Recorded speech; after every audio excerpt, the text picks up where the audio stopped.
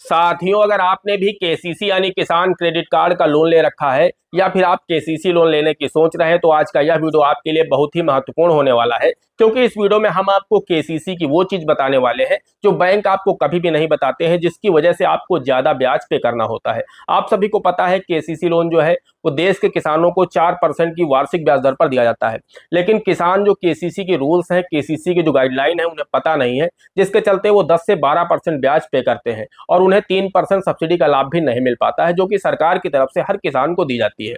तो इस वीडियो में हम आपको डिटेल से बताने वाले हैं, पूरी जानकारी देने वाले हैं, आपका आर्थिक नुकसान बचाने वाले हैं, आपका आर्थिक नुकसान नहीं होगा। तो अगर आपने केसीसी ले रखा है या फिर आपके मित्र रिश्तेदार दोस्त ने केसीसी लोन ले रखा है तो यह वीडियो उसे शेयर जरूर कर दीजिएगा, ताकि उसे पता चल सके कि केसीसी के क्या रूल्स होते हैं, जिससे आप यहाँ पर अपना आर्थिक नुकसान होने से बचा सकते हैं। बहुत सारे दोस्त मुझे कमेंट करते हैं कि सर क्या हम केसीसी खाते में थोड़ा थोड़ा पैसा जमा कर सकते हैं या फिर हमें पूरा इकट्ठा पैसा जमा करना होता है। तो दोस्तों इसमें हम आपको जानकारी देंगे, साथ ही हम आपको यह भी बताएंगे कि आप यूपीआई के माध्यम से अपने केसीसी खाते में कैश डिपॉजिट कर सकते हैं। बहुत सारे दोस्तों के सवाल होते हैं, हालांकि बहुत सारे लोग इस विषय को पहले ही जानते हैं, उन्हें भी पता है कि केसीसी खाते में थोड़ा थोड़ा पैसा जमा किया जा सकता है या फिर नहीं जमा किया जा सकता है, या पूरा एक साथ ही जमा करना होता है। और बहुत सारे लोग यह भी जानते हैं कि यूपीआई से केसीसी खाते में पैसा जमा होता है या फिर नहीं जमा होता है। इन दोनों सवालों के जवाब हम आपको इसी वीडियो में देने वाले हैं। नमस्कार दोस्तों, मेरा नाम है दीपक शुक्ला, आप देख रहे हैं हमारा YouTube channel A to Z banking information. अगर वीडियो आपको पसंद आ जाए एक लाइक कर देना, चैनल पर नए हैं पहली बार आए हैं तो इसे सब्सक्राइब कर लेना, साथ में बेल आइकन को जरूर प्रेस कर लेना। चलिए आज के इस शानदार वीडियो को शुरू कर लेते हैं। दोस्तों सबसे पहले हम बात कर लेते हैं कि केसीसी खाते में हम थोड़ा थोड़ा पैसा जमा कर सकते हैं या नहीं जमा कर सकते हैं, क्योंकि बहुत से दोस्तों को पता है, बहुत से ऐसे दोस्त हैं जिन्हें नहीं जानकारी है, बहुत से ऐसे सीधे साधे किसान भाई हैं जिन्हें नहीं पता है और वो उसी चक्कर में पड़े रहते हैं, जिससे उनका काफी आर्थिक नुकसान होता है, उनके ऊपर ज्यादा ब्याज लगता है। तो दोस्तों है क्या कि मान लीजिए आपने बैंक से 3 लाख रुपए विड्रॉल किए। अब आप सोच रहे हैं कि मेरे पास 3 लाख के ब्याज सहित 3.25 लाख हो जाए या 3 लाख ही हो जाए तो हम बैंक को वापस करें। तो दोस्तों ऐसा नहीं होता है।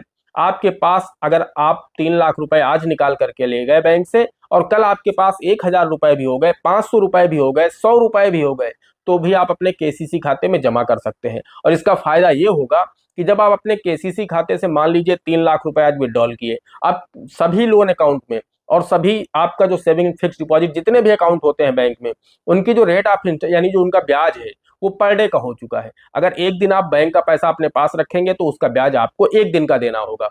आप अपना पैसा बैंक के पास एक दिन रखेंगे तो बैंक आपको एक दिन का ब्याज देगा आपके पैसे पर। तो अब ये जरूरी नहीं है कि आपका पैसा महीनों पड़ा रहे तो आपको उस पर ब्याज मिलेगा, या फिर आपने बैंक से पैसा ले लिया तो पूरे महीने का ब्याज आपके ऊपर लग जाएगा।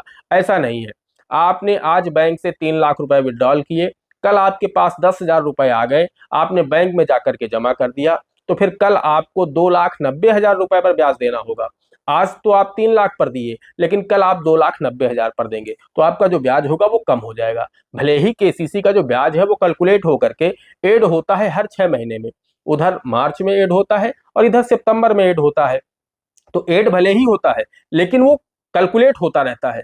आपने आज 10,000 जमा कर दिए तो इस 10,000 पर ब्याज बैंक आपसे नहीं लेगा, आपसे 290 पर लेगा। उसके 15 दिन बाद आपने फिर 20,000 जमा कर दिए तो फिर आपसे ब्याज 270 का लिया जाएगा। तो इस तरह से जितना जितना अमाउंट आपके पास आता जाए आप अपने केसीसी खाते में जमा करते रहिए। आपका जो केसीसी खाता है सेम सेविंग अकाउंट की तरह है। आपको जब, और यहाँ पर यह भी आपको ध्यान रखना है कि जरूरी नहीं कि आप इकट्ठे केसीसी से 3 लाख निकाल लीजिए। आपने कोई फसल लगाई है तो इकट्ठे तो पूरा पैसा उसमें लगेगा नहीं। हाँ, उसकी जब जुताई बुआई का नंबर आएगा तब आपको पैसे की आवश्यकता है, फिर उसमें खाद बीज का नंबर आएगा तब आपको पैसे की आवश्यकता है, फिर उसमें आपको दवाई डालना है तब आवश्यकता है, निराई गुड़ाई करेंगे तब उसकी आवश्यकता है, उसके बाद पानी उसे देंगे तब आवश्यकता है, उसकी कटाई करेंगे तब आवश्यकता है। तो इस तरह से आपको 4-5 चरणों में पैसे की आवश्यकता पड़ती है। तो आप कोशिश करिए कि आपकी लिमिट अगर 3 लाख रुपए है तो आप 50,000 पहले निकाल लीजिए। जब आपको आवश्यकता है पैसा निकाल करके आप घर में रखेंगे तो ब्याज तो आपके ऊपर पड़ने लगेगा, लेकिन अगर आप पहले दिन मान के चलिए 50,000 ले जाएंगे तो आपको 50,000 का ही ब्याज देना है। उसके 15 दिन बाद आपको 20,000 की आवश्यकता है तो फिर उसके 15 दिन बाद आपको 20,000 यानी 70,000 पर ब्याज पड़ेगा। तो कुल मिलाकर के जिस तरह से आप पैसा निकालेंगे उसी तरह से आपको ब्याज देना होगा। और अगर आप इकट्ठा पूरा केसीसी से पैसा निकाल लेंगे तो इकट्ठे आपके ऊपर 3 लाख रुपए पर ब्याज चलने लगेगा। तो इस बात का आपको ध्यान रखना है। आप चाहे तो जितना आपको आवश्यकता है उतना उतना आप विड्रॉल भी कर सकते हैं। अब तो केसीसी खाते में एटीएम भी मिलने लगा है। आप मोबाइल बैंकिंग का यूज कर सकते हैं।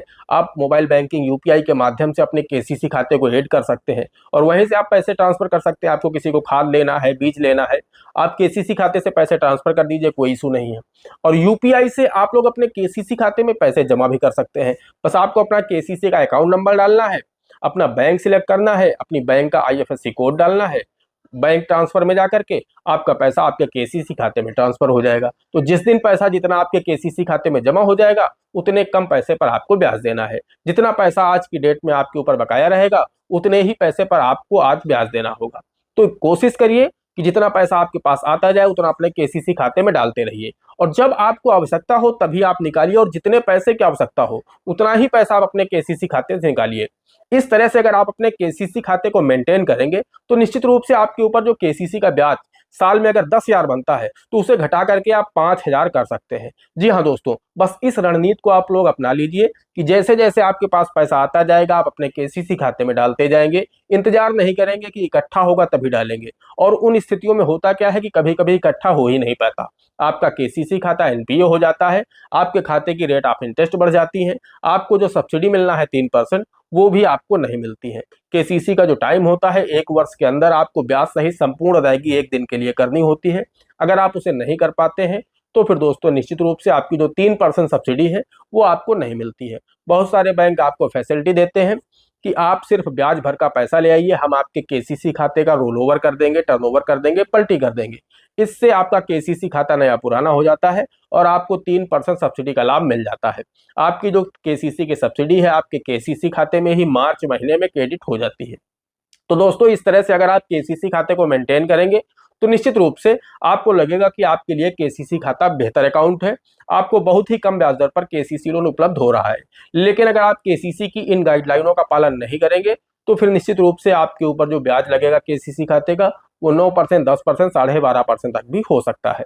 दोस्तों आशा करते हैं वीडियो पसंद आया होगा। अगर वीडियो पसंद आया है एक लाइक कर देना, चैनल पर नए हैं पहली बार आए हैं इसी तरह के वीडियो आगे भी देखना चाहते हैं तो हमारे इस channel A to Z banking information को सब्सक्राइब करके साथ में बेल आइकन को जरूर प्रेस कर लीजिएगा ताकि जैसे हम इस तरह का कोई भी दूसरा वीडियो अपलोड करें तो उसका नोटिफिकेशन आपको सबसे पहले मिले। दोस्तों आज के वीडियो में इतना ही, मिलते हैं अगले वीडियो में किसी अगले इंटरेस्टिंग टॉपिक के साथ। तब तक के लिए जय हिंद, जय भारत।